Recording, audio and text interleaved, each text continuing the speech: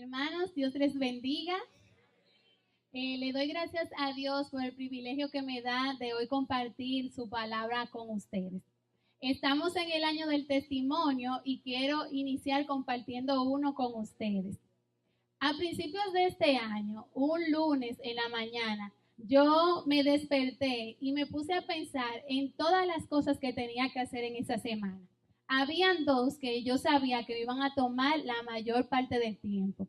Una era trabajar en un proyecto de una de las materias del semestre pasado que aún no se había terminado.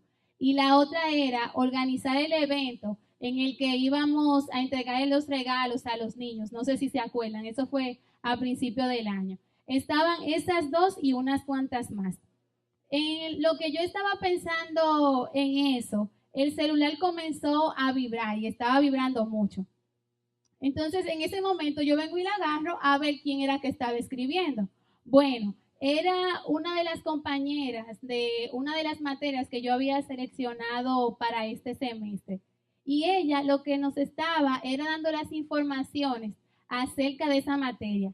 Nos estaba diciendo que el profesor no iba a poder dar la clase en los horarios que habíamos seleccionado, que eran los martes y los jueves en la mañana, sino que él podía y el único día que podía era los domingos en la mañana. Aparte de eso, nos dice que él quiere que nosotros le enviemos un trabajo práctico todos los sábados, que había que resumir manualmente dos manuales, que nos iba a dar un examen y que el trabajo final era casi una tesis. Y créanme que fue así. Entonces, en ese momento yo me quedo sorprendida porque no se supone que ese es el tipo de evaluación que tú te esperas de un profesor que va a dar clase fuera de su horario y los domingos en la mañana. Por otro lado, estaba el profesor que les dije que no había terminado la materia. Él también nos había dicho que iba a dar clases, que para poder terminar esa materia íbamos a tener que tomar clases los domingos en la mañana. Entonces, aquí me encuentro yo con dos materias en el mismo horario y en la mañana, los domingos en la mañana en el horario del culto. Los muchachos siguieron escribiendo en el grupo, pero por mi cabeza comenzaron a pasar muchas cosas. Yo comencé a pensar muchas cosas. Una era que nunca se me había presentado en los años que tengo en la universidad el tener que tomar materias los domingos en la mañana. Y exactamente el año en que tengo una responsabilidad mayor en la iglesia es que vienen dos profesores a ponerme clase. Y yo, ¿cómo es eso? Otra cosa es que tenía más materias que lo que comúnmente yo había seleccionado. Yo tenía muchos semestres que no había seleccionado tanto como en este último. Y eran materias que no eran simplemente exámenes y trabajos, sino materias que iban a requerir mucho tiempo porque tenía muchos proyectos. Y proyectos de tener que calcularle la losa a un edificio, tener que poner las instalaciones sanitarias a otros edificios y tener que hacer presupuesto. Eran muchas cosas. Y para mí no era una opción retirar la materia. Si estoy terminando, yo no me puedo poner en esa, ahí está retirando materias. Entonces, en ese momento, todavía acostada en mi cama, yo me sentí abrumada. Sentí como que son demasiadas cosas juntas. Y del alma, hermanos, de mi alma salió una pregunta. Y fue, Señor, ¿y qué es lo que yo voy a hacer con mi vida? Inmediatamente yo terminé de decir eso, volvió a vibrar el celular. Pues lo tomé y salí del grupo porque la pantalla todavía estaba en el grupo. Yo y solté eso y dije, ay Dios mío, ¿qué yo voy a hacer con mi vida? Y cuando cuando observé a quién era el que me había escrito, era un mensaje del pastor Davis que decía, Salmos 37:5, en Dios habla hoy. Pon tu vida en las manos del Señor. Confía en Él y Él vendrá en tu ayuda. Hermanos, esta noche yo puedo decir que Dios es real, que el Señor habla a sus hijos y a boca llena nosotros podemos decir esa verdad. Yo soy una persona que piensa mucho las cosas y analizo y planifico y me pongo a pensar, ¿y cómo yo voy a hacer esto y cómo voy a hacer lo otro?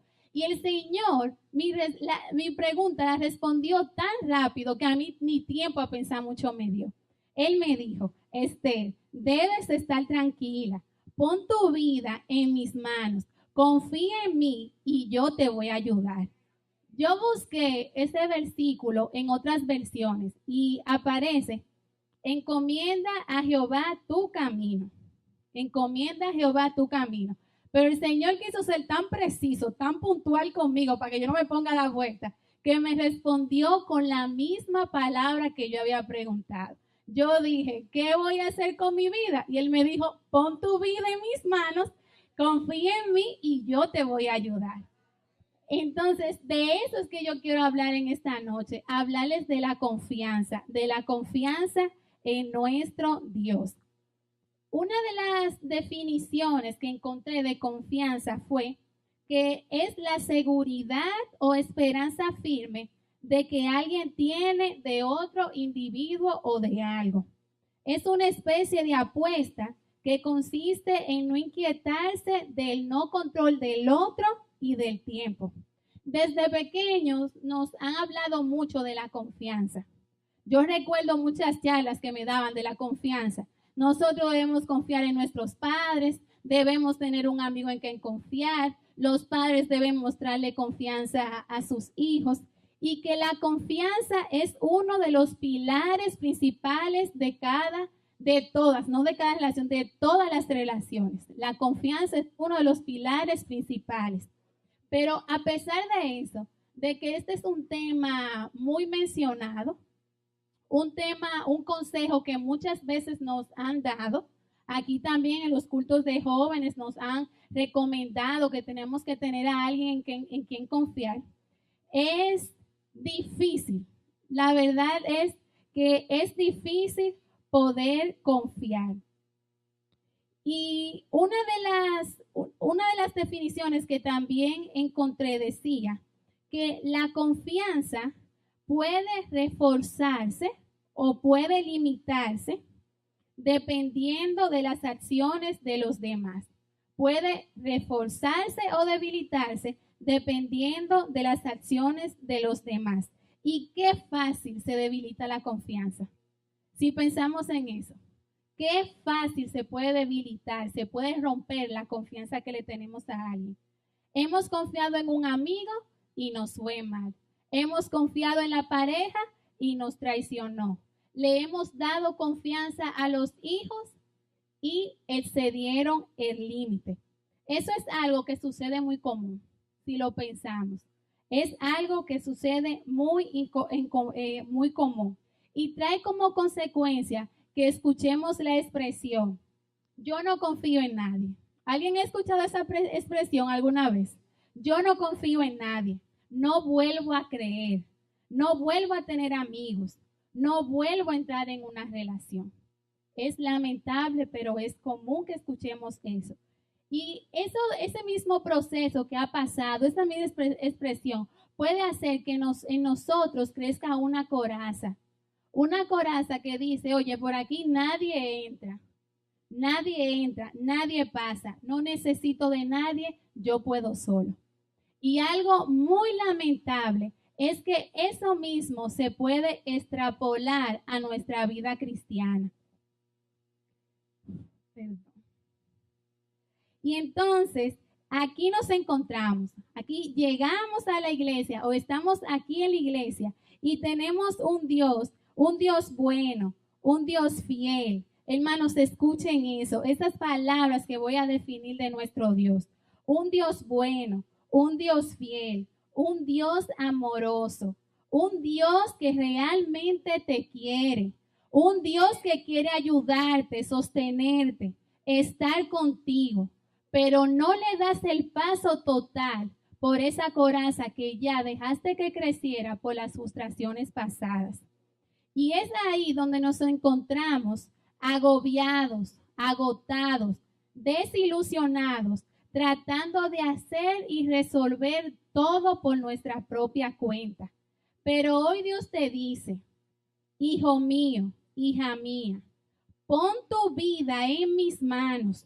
Yo estoy contigo. Yo estoy para ti y yo no te fallaré. Vamos a buscar Salmos 27:14 en NBI.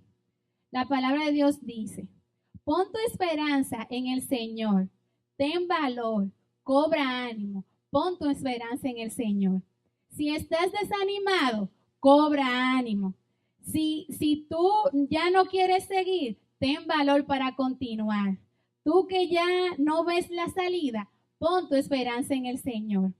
A nuestra vida pueden llegar muchos momentos difíciles que puedan hacer que nuestra confianza, digamos, se debilite, que comencemos de una forma u otra a dudar de nuestro Dios. Puede ser que haya una enfermedad que por más que hayas ido al médico y por más tratamientos que te hayan puesto, tú no ves la forma en que pueda mejorar. Vas donde el médico y te ponen un tratamiento, te dicen 15 días, 20 días, vuelves y otra vez y como que no ves la mejoría. Puedes estar enfrentando una situación con tu hijo, con tu hija y piensas que ya no habrá cambio. Puedes estar teniendo que tomar una decisión importante en tu vida y no sabes qué elegir, qué es lo que vas a hacer.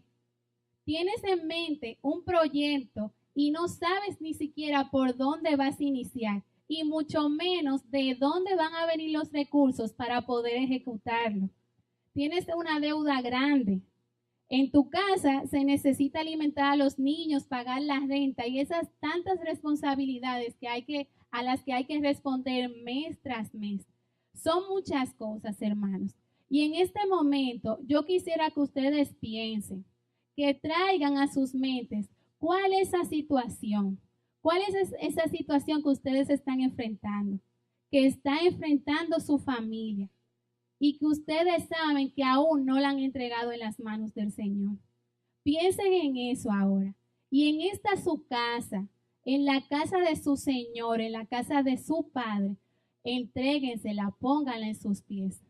En serio, piensen y mediten qué cosas yo sé que debo entregarle a Dios y ponerlo en sus manos. ¿Con qué cosas ya ustedes están cansados de luchar y luchar? Que han perdido las fuerzas ya y que aún no ven cambio o no le ven una salida. Una vez pensando en eso, trayendo eso a nuestra mente, quiero que escuchemos las promesas que tiene su palabra para nosotros. Iniciemos buscando en Primera de Juan 5, 14 y 15. Y dice, esta es la confianza que tenemos al acercarnos a Dios, que si pedimos conforme a su voluntad, Él nos oye. Hermano, Dios te oye. Esa oración que usted hace, esa petición que usted hace, el Señor la oye. Y si sabemos que Dios oye todas nuestras oraciones, podemos estar seguros de que ya tenemos lo que hemos pedido. Amén. Yo digo un amén fuerte porque yo quiero que sea así. Yo no sé ustedes, hermanos, pero yo confío en que lo que pedimos, el Señor, conforme a su voluntad, nos los va a dar. Hebreos 13:6 dice, Así que podemos decir con toda confianza, el Señor es quien me ayuda, no temeré. ¿Qué me puede hacer un simple mortal? ¿Qué si hay una persona que está atacando a su familia? ¿Una persona que le quiere hacer daño? Aquí dice que ningún simple mortal, miren cómo lo minimiza, ningún simple mortal puede hacerle daño a tu familia. Ningún simple mortal puede venir a hacerte daño, porque el Señor está contigo. Nahum 1:7 dice, bueno es el Señor, es refugio en el día de la angustia y protector de los que en Él confían. Amén. Salmos 28:7. El Señor es mi fuerza y mi escudo. Mi corazón en Él confía. De Él recibo ayuda. Mi corazón salta de alegría y con cánticos le daré gracias. Declare eso, hermano. Llegará un día en que usted podrá darle gracias a Dios porque Él hizo lo que había prometido. Ya yo le había orado al Señor pidiéndole que me dirigiera a qué era lo que Él quería que yo hablara con ustedes en esta noche. Y una noche yo me puse a recordar cómo habían sido estos últimos meses. Cómo, teniendo, como les dije, más materias de lo que generalmente llevaba, en todas me fue bien, con buenas calificaciones. Aparte de eso, todas las actividades que nos propusimos para hacer en el Ministerio Infantil la pudimos hacer. Aparte de eso, pude sacar tiempo también para ir a San Juan y pasar tiempo con mi familia. Cuando yo vi eso, que de verdad habían semestres que yo decía, oye, que no pude y no me daba para hacer tantas cosas. Y en que los pronósticos eran diferentes, yo vi que el Señor pudo ayudar. Descanse desde ese día que yo dije, ok, cuando Él me dio esa promesa, yo dije, ok, ya yo no me puedo poner a pensar mucho, ni a buscar, ni de buscar por ningún lado. El Señor me dijo que yo tenía que confiar y que tenía que estar tranquila. Entonces, el yo poder ver ese resultado, al final, me hizo que yo pudiera darle gracias al Señor, como dice este versículo. Darle gracias y decirle, Señor, tú fuiste bueno. Las promesas siguen. Vamos a Proverbios 16:3. Dice, pon en manos del Señor todas tus obras y tus proyectos se cumplirán. Pon en las manos del Señor todas tus obras y tus proyectos se cumplirán. Ustedes ven ese proyecto que tenemos ahí. Hay mucho dinero que no se sabe de dónde va a salir. Hay muchas cosas que no se saben cómo van a hacer. Pero yo estoy segura que si nosotros continuamos creyendo y confiando en el Señor, lo vamos a terminar en menos del tiempo que tenemos planificado. Confiando en el Señor solamente, porque teniéndolo a Él, una cosa que con nuestras fuerzas puede durar 600 años, con la fuerza del Señor lo podemos hacer en 6 días. Si Él dice, a nosotros nos tomará años, pero a Él le toma días. Continuamos en Proverbios 3, el 5 y el 6. Dice, confía en el Señor de todo corazón y no en tu propia inteligencia. Reconócelo en todos tus caminos y Él allanará tus sendas. Jeremías 29:11 es un versículo que desde mi adolescencia siempre como que me salía en cartas, lo veía en las paredes, un versículo que siempre fue muy especial para mí. Y dice, porque yo sé muy bien los planes que tengo acerca de ustedes, afirma el Señor, planes de bienestar y no de calamidad, a fin de darles un futuro y una esperanza. Por ahí pueden haber muchas promesas. Políticos, gente que esté enamorando al otro, padres, muchas promesas pueden aparecer, pero miren, estas son reales. Lo que dice eso, miren, son reales y dice, no importa cuántos sueños puedan vendernos, aquí dice que los planes que tiene nuestro Dios es de bienestar y no de calamidad. Y yo tengo la confianza que nadie puede tener unos planes para nuestra vida mejores que los que tiene Dios. Entonces, ya leímos, ya vimos, escuchamos las promesas de nuestro Dios. Él nos hizo promesa en su palabra. Ahora viene la pregunta. ¿Es seguro confiar en Él? ¿Es seguro confiar en Dios? Vamos a Hebreos 11, en traducción lenguaje actual. Vamos a leer diferentes versículos. El versículo 1 dice, confiar en Dios es totalmente seguro de que confiar en Dios es estar totalmente seguro de que uno va a recibir lo que espera. Es estar convencido de que algo existe aun cuando no se pueda ver. El versículo 4 dice, Abel confió en Dios y por eso le ofreció un sacrificio mejor que el de Caín. Por eso Dios consideró que Abel era justo y aceptó sus ofrendas. Y aunque Abel ya estaba muerto, todavía podemos aprender mucho de la confianza que él tuvo en Dios. El versículo 5, la parte A, dice, Enoc confió en Dios y por eso, en vez de morir, Dios se lo llevó de este mundo y nadie volvió a encontrarlo. El versículo 7 dice, Noé confió en Dios y por eso, cuando Dios le avisó que sucederían cosas que todavía no podían ver, obedeció y construyó una casa flotante para salvar a su familia. Por su confianza en Dios, Noé recibió las bendiciones que Dios da a todos los que le obedecen. El versículo 8 dice, Abraham confió en Dios y por eso obedeció cuando Dios le ordenó que saliera de su tierra para ir a un país que le daría, aun cuando no sabía a dónde iba. El versículo 9 dice, Abraham confió tanto en Dios que vivió como extranjero en el país que le había prometido. Vivió en tiendas de campaña, igual que Isaac y Jacob, a quienes Dios también les había prometido ese país. El versículo 10 dice, Abraham confiaba en que en algún día vería la ciudad, hermanos. Algún día. Él no sabía cuándo, pero algún día él vería la ciudad que Dios había planeado y construido sobre las bases firmes. El 11 dice, Abraham confió en Dios y por eso, aunque su esposa Sara no podía tener hijos y él era ya muy viejo, Dios le dio fuerzas para tener un hijo.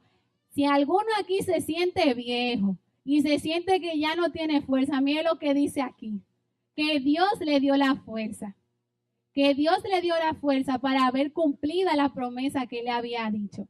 Señores, mientras estemos aquí, no somos viejos, ni estamos débiles, ni nada de eso. El Señor, sea como sea, nos puede fortalecer y veremos su promesa.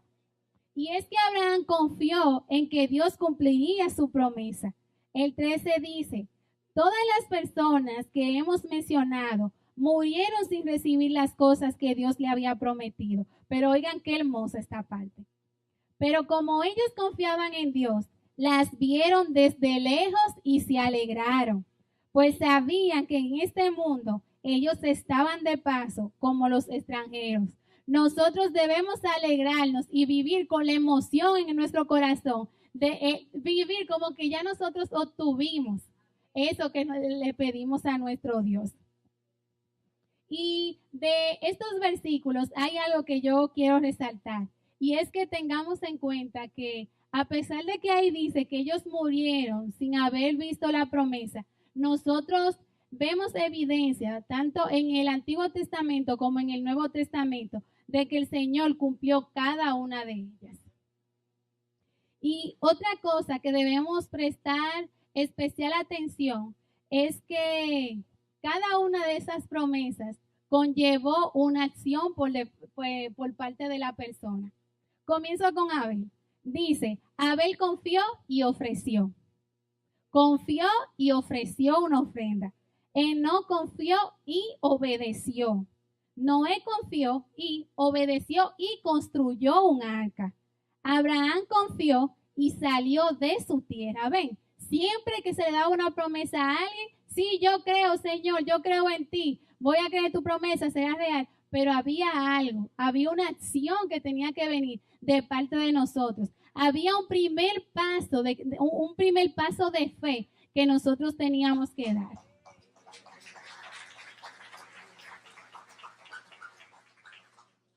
En el primer versículo que leímos, también hace referencia a esto. Y es cuando dice, pon tu confianza en el Señor y Él te va a ayudar. Sabemos que cuando le decimos a alguien, fulano, a tal cosa, la responsabilidad de hacer esa cosa, tal, X o Y cosa, es de esa persona. Pero cuando nosotros le decimos, ayúdame a hacer tal o cual cosa, quiere decir que lo vamos a hacer en conjunto. Cada quien va a hacer una parte, aunque a veces nosotros se lo queramos dejar al otro, pero lo que dice la palabra es ayúdame. Entonces el verso dice, y Él vendrá en tu ayuda. Lo que quiere decir es que a cada uno nos corresponde una parte. Y con esto no quiere decir que nosotros tenemos que ayudar a Dios. No, sabemos que el Señor es todopoderoso y que no necesita de nuestra ayuda. Recordemos lo que pasó con Sara. Ella quiso ayudar al Señor en el plan de traer el hijo de la promesa, y recuerden lo mal que ya le fue. Se puso a estar buscando otra mujer y entonces después había lío entre los hijos. Entonces, no es eso a que yo me estoy refiriendo, sino que hay una parte, el Señor nos promete, pero hay una parte que nosotros debemos hacer. Él siempre va a querer que nosotros pongamos de nuestra parte. Bien, en este semestre les decía que me fue bien. Es cierto que me fue bien, pero también, como dice aquí, yo tuve que hacer una parte. Fueron muchas las veces que me dijeron, Estel, vamos allí, vamos a salir. Y yo no puedo. No puedo. Fueron muchas las horas en las que yo quise estar durmiendo y tenía mucho deseo de ver una película, pero no podía, no había el tiempo para poder hacer eso. También fueron muchas las veces que tuve que pasar como tonta, porque la universidad, a la hora de los exámenes, todo el mundo estaba haciendo chivo, y de verdad yo lo veía todo el mundo haciendo chivo, y te decía, muchacha, pero tú no te puedes enfrentar ese examen así. Tú no te imaginas cómo viene. Señor, yo tenía que decir, no, yo me lo voy a aprender. Yo me lo voy a aprender y tenía que aprendérmelo. Entonces, por ejemplo, en uno de los casos, todos se apoyaron de la calculadora, de que tenían las definiciones en la calculadora. El profesor le encontró la calculadora 2 y los muchachos no pudieron sacar ninguna de las calculadoras. Cuando terminó el examen, estaban todos, ay, yo no hice la teoría. Y tú, Estel, yo sí, yo hice la teoría porque yo me la aprendí. Yo pude hacer la teoría. Yo me la aprendí. Entonces, ahora nos corresponde a nosotros pensar en qué es lo que el Señor quiere que nosotros hagamos. Ya pensamos ahorita en las cosas que queremos entregarles. Escuchamos las promesas que Él nos dio. Él estará con nosotros. Él es un Dios fiel. Entonces ahora tenemos que pensar, pedirle, Señor, ¿qué es lo que tú quieres que yo haga? ¿Qué es lo que tú quieres que yo haga para que tus promesas, para que tu obra sea completada en mi vida? Amén. Y hermanos, yo vine esta noche con la seguridad de que el Señor quería que yo dijera estas palabras. Yo sabía que sí, pero lo comprobé más cuando en la tarde, ya con el mensaje preparado, Angélica me envió el programa y una de las canciones era Lo harás otra vez. Esa canción dice, en ti confiaré, tu promesa sigue en pie, tú eres fiel. Confiado andaré, en tus manos estaré, tú siempre has sido fiel. Hermanos, cuando ustedes escuchen esa canción, díganlo, miren, que les salga de su corazón, que les salga de su alma, porque eso es real. Nuestro Dios es un Dios fiel. Dios les bendiga.